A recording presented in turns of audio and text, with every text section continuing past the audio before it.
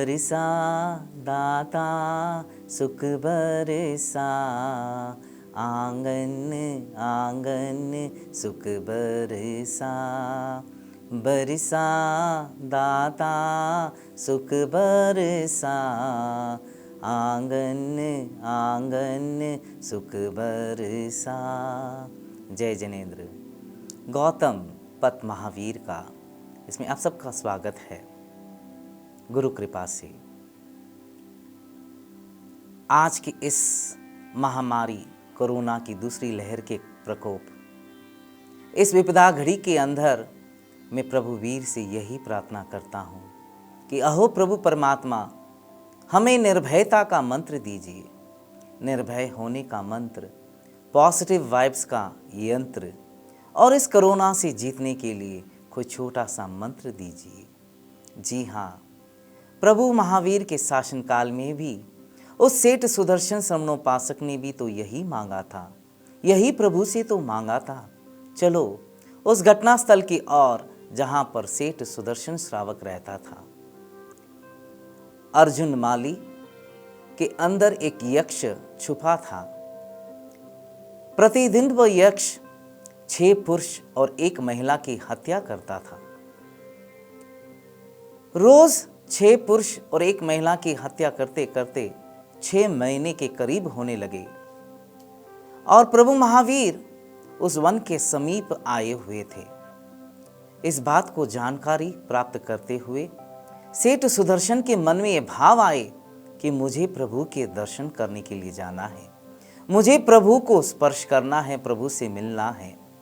और वे अपने माता पिता से आज्ञा लेते हैं कि अहो माते, अहो पिताश्री, मुझे परमात्मा के दर्शन करने हैं।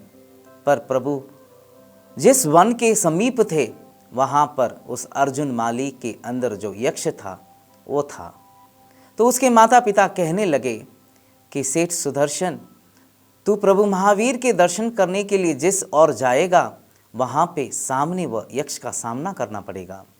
तब सेठ सुदर्शन ने कहा, कुछ भी हो, मुझे तो प्रभु के दर्शन करने हैं। 1 बार नहीं, 2 बार नहीं, कई बार उनके माता पिता समझाने लगे कि जिस प्रभु का तो दर्शन करना चाहता है, संभवतः तो दर्शन कर नहीं पाएगा, क्योंकि जिस यक्ष के सामना तुझे करना है वह यक्ष तेरा प्राण हर लेगा। पर सेठ सुदर्शन श्रमणोपासक, जो धर्म पर अटूट श्रद्धा रखने वाला था और जिन शासन के और वो चलने वाला था, उसने निर्भयता से, बिना भय होते हुए, बिना उस यक्ष का भय को रखते हुए अपने कदम आगे बढ़ाने लगा। देखिए उस निर्भयता का मंत्र की शक्ति, जिस बिना भय से वे आगे कदम बढ़ाते रहे, सामने वह यक्ष आए और उस निर्भयता के मंत्र के साथ साथ सेठ सुदर्शन के पास वो पॉजिटिव एनर्जी, सकारात्मक सोच थी। उनके पास एक यही विचार, एक यही भावना थी कि मुझे परमात्मा के दर्शन करने हैं, और दूसरे कुछ भी सोच या विचार नहीं थे। यक्ष सामने आया, फिर आगे आपको पता है क्या होता है। उस सेठ सुदर्शन ने धर्म की साधना जो की, जो सामायिक की साधना की, उस साधना के बल पर उस सेठ सुदर्शन ने नवकार मंत्र की आराधना करते हुए कैसे वह सेठ सुदर्शन का चक्र उस यक्ष को घूमते हुए वह यक्ष अर्जुन माली के देह से निकल के चला जाता है। इस कहानी को आपने कई बार सुना है। बस ये कहानी हमें यही सीख दे रही है कि जैसे ही यक्ष प्रतिदिन 6 पुरुष और 1 महिला की हत्या करता था, वैसे ही एक कोरोना जो आज हमारे पर प्रकोप, इसकी लहर जो है बाहर चल रही है और हम बाहर जाने के लिए डर रहे हैं कि कहीं उस यक्ष के समान वह कोरोना हमारा प्राण हर ना ले, कहीं उस यक्ष के समान वह कोरोना हमारे प्राण को हर ना ले, हमारे सांसों को रोक ना ले, थम ना ले। पर याद रखना, उस सेठ श्रमणोपासक सुदर्शन के पास कोई देवता की छड़ी नहीं थी, कोई प्रभु तीर्थंकर के अतिशय नहीं थे। मात्र एक सामायिक की साधना, एक सामायिक की आराधना, एक जिन शासन की जो भक्ति करता, वो एक छोटा सा, मामूली सा, एक साधारण सा वो एक व्यक्ति था, पर जो निर्भयता का उसके पास मंत्र था, वैसे ही इस कोरोना से लड़ने के लिए दवा के साथ, याद रखना, दवा के साथ आज इस दूसरी लहर के अंदर हमको दुआ की भी ज़रूरत पड़ती है। जैसे आप लिम्सी, जिंकोविट, गार्डा, स्टीम, ना जाने कितने कितने आप और हम इस कोरोना से बचने के लिए, इस कोरोना के कोविड अटैक से सुरक्षित होने के लिए हम लेते हैं, वैसे ही दवा के साथ आज दुआ की ज़रूरत भी पड़ती है। तो सबसे पहला मंत्र है निर्भय होना। डॉक्टर्स भी आज ये कह रहे हैं, कोविड पेशेंट्स को समझा रहे हैं कि दवा के साथ अगर आपका फियरनेस, आपका भय अगर मिट जाता है तो आधी दवा के ऊपर वह काम कर लेती है। तो कोरोना को जीतने के लिए पहला सबसे बड़ा मंत्र जिन शासन हमें दे रहा है वह है निर्भयता का मंत्र। हमें निर्भय होना है, उस सेठ श्रमणोपासक सुदर्शन के जैसे निर्भय होना है कि सामने पता है कि यक्ष खड़ा है, उसको मारने वाला है। ऐसे ही हमको भी पता है कि कोरोना समय समय पर हम पर मंडरा रही है, पर निर्भयता का मंत्र लेके हमें आगे बढ़ना है। और पॉजिटिव वाइब्स का यंत्र, हमेशा शुद्ध और शुभ विचारों का, हमेशा हमें सकारात्मक सोच लेकर के आगे बढ़ना है। और तीसरा, कोरोना से जीतने के लिए कोई मंत्र। जैन सिद्धांत कर्म सिद्धांत को मानती है, जैन सिद्धांत कर्म सिद्धांत को दर्शाती है। मैं एकदम स्पष्ट वाक्यों से कहना चाहता हूँ कि देखिए, जैन दर्शन किसी मरे हुए व्यक्ति को बचा नहीं सकती है। मृत्यु सबके लिए निश्चित है, मानव मृत्यु को कोई रोक नहीं सकते हैं। तीर्थंकर परमात्मा के स्वयं की मृत्यु, स्वयं के निर्वाण को कोई रोक नहीं पाया, तो किसी की मृत्यु को रोक नहीं सकते हैं। पर जैन दर्शन हमें ये दर्शाता है कि हम कैसे असाता वेदनी कर्म को साता में ला सकते हैं। 8 कर्म के अंदर जब वेदनी कर्म का विश्लेषण आता है, उसमें 2 भेद बताए गए हैं। वेदनी कर्म के ही 2 भेद बताए हैं, साता और असाता वेदनीय कर्म। तो याद रखना, जैन दर्शन कर्म सिद्धांत के ऊपर है कि छोटी छोटी साधना, छोटी छोटी आराधना कैसे अपनी असाता कर्म वेदनी को वो साता में, वेदनी कर्म में बदल सकती है। उस सेठ सुदर्शन ने, उसके पास ना तो कोई जादू छड़ी थी, ना कोई एटर्नल पावर्स थे, पर मात्र उसके पास जो नौकार मंत्र की आराधना, जो सामाई की साधना थी, उससे उसने एक चक्र चलाया और वह यक्ष वहाँ से चला गया। बस इस कोरोना से जीतने के लिए आपको जिन दर्शन से छोटे मोटे कुछ मंत्र आपके सामने में रखना चाहूँगा।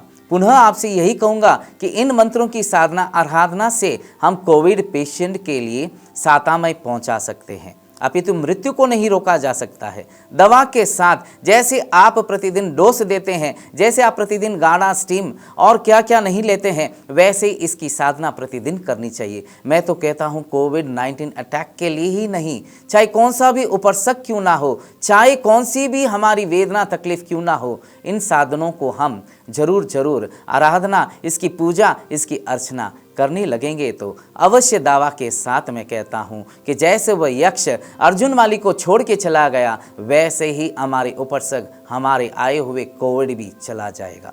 छोटा सा सूत्र, खामे में सवे जीवा खमंतु में, मिठी में सव बुहेसु वैरम मज्जन कै नहीं।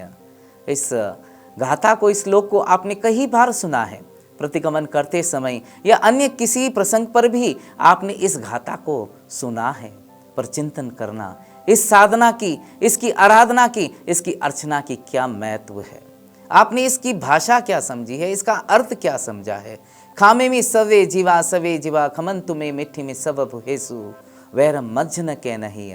ये कहते ही आप समझते हैं कि मैंने विश्व के जितने भी जीव हैं उन सबसे क्षमा मांगता हूँ। 84 लाख जीवों को जो क्षमा करते हैं, आप इतना ही इस गाथे को समझते हैं।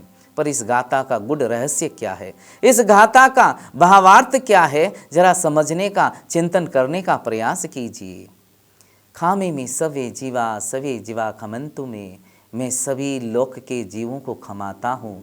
उसके बाद एक मूल बात आती है, वैरम मज्जन कै नहीं, यानी कि क्षमापना के साथ साथ अगर मेरे किसी जीव से पूर्व भव में, इस भव में या किसी भव में मैंने किसी से वैर बांधा हो, तो वो वैर क्या हो जाए, वह शत्रुता क्या हो जाए, मित्रता में बदल जाए, वह शत्रुता मैत्री में बदल जाए। ये एक जैन धर्म की ऐसी गाथा है जिसके अंदर हमें सिखाती है कि हमारे शत्रुता को कैसे मित्रता में बदलना है। और आज इस कोरोना की दूसरी लहर में इस घाते की हमें क्यों आराधना करनी है? शायद उस कोरोना नाम के जीव से हमने किसी भव में वैर किया हो, या इसी भव में भी वैर किया हो, तो उस वैर को शांत करने के लिए, उस शत्रुता को मित्रता को बदलने के लिए इस गाथा की आराधना आप प्रतिदिन 11 बार, 27 बार, 108 बार, जितनी बार हो सके इसकी आराधना करनी है। उस कोरोना नाम के जो जीव है उससे अगर कभी वैर हुआ है, शत्रुता हुई है, तो उसको मैत्रिता और मित्रता में बदलने के लिए यह मंत्र हमें ताकत देती है। आप पूछेंगे क्या ऐसा हो सकता है? क्या इस गाथा की आराधना करने से शत्रुता मित्रता में बदल जाती है? तो चलो पुनः मैं उस घटनास्थल की ओर लेके जाता हूं जहां चंड कौशिक सर्प था। सर्प कैसा होता है? सर्प डसता है तो प्राण हर ही लेता है। आप सबको पता है चंड कौशिक, जिसके रोम रोम में वैर भरा हुआ था, क्रोध भरा हुआ था, रोष भरा हुआ था, और एक ऐसा सर्प जिसको डसने की भी आवश्यकता नहीं, मात्र एक आंख घुमा दे, मात्र अपनी दृष्टि घुमा दे, वहीं पर वह प्राणी को भस्म कर लेता है। इतनी उसके अंदर वो वैर, वह क्रूर, वह रोष, वह अग्नि जल रही थी। मात्र क्या है? ऐसी वैर जिसकी दृष्टि पड़ने पर प्राणी अपने प्राण को हर लेते थे। प्रभु महावीर स्वामी वहां पर पधारे थे। अब मुख्य बात को आपको समझना है, प्रभु महावीर स्वामी केवली होने से पहले संयम से लेकर केवली तक उन्होंने इसकी आराधना की। किसकी? खामी में सवे जीवा पाठ की आराधना की, साधना की। वे प्रतिपल सब जीवों से क्षमा मांगते थे और क्षमा के साथ साथ अपनी वैरियों से भी वे मित्रता के भाव रखते थे। वैरम मज्जनक कह नहीं, मुझे किसी से शत्रुता नहीं है, सब जीवों से मेरी मित्रता है। ऐसी साधना वो प्रतिपल करते रहे। ऐसी वो क्षमा के वे दाता, वे क्षमा के कृपा के बरसा दाता, वे आगे बढ़ने लगे। एक तरफ तो वह अग्नि, वह क्रोध, वह रोष, वह वैर, वह चंड कौशिक, और एक तरफ वह क्षमा कृपा की बरसात। जैसे अग्नि उफनने लगी, वह कृपा की बरसात, वह खामी में सवे जीवा का पाठ, वह मैत्रिता की बरसात बरसने लगी। और वह सर्प क्या करने लगा? जब प्रभु महावीर के चरणों को वह डसने लगा तो आप सबको पता है कि वहां पर वह वात्सल्य की, वह करुणा की दूध की लहरें बहने लगी है।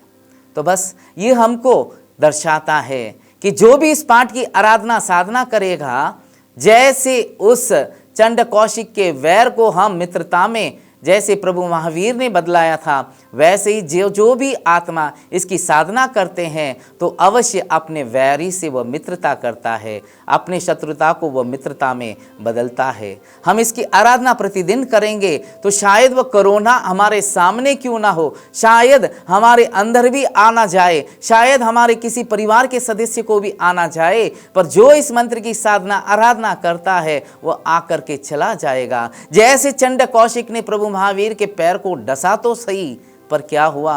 प्राण हर ना ले सका। वैसे ही ये कोविड हमको अटैक भी कर सकता है, कर भी सकता है, हो भी सकता है, पर क्या करेगा? शांत होके चला जाएगा। ये जैन दर्शन के अंदर इतनी बड़ी ताकत है, हम इसको समझ नहीं पा रहे हैं। ये पहला छोटा सा बीज मंत्र आपके सामने रखा हूँ।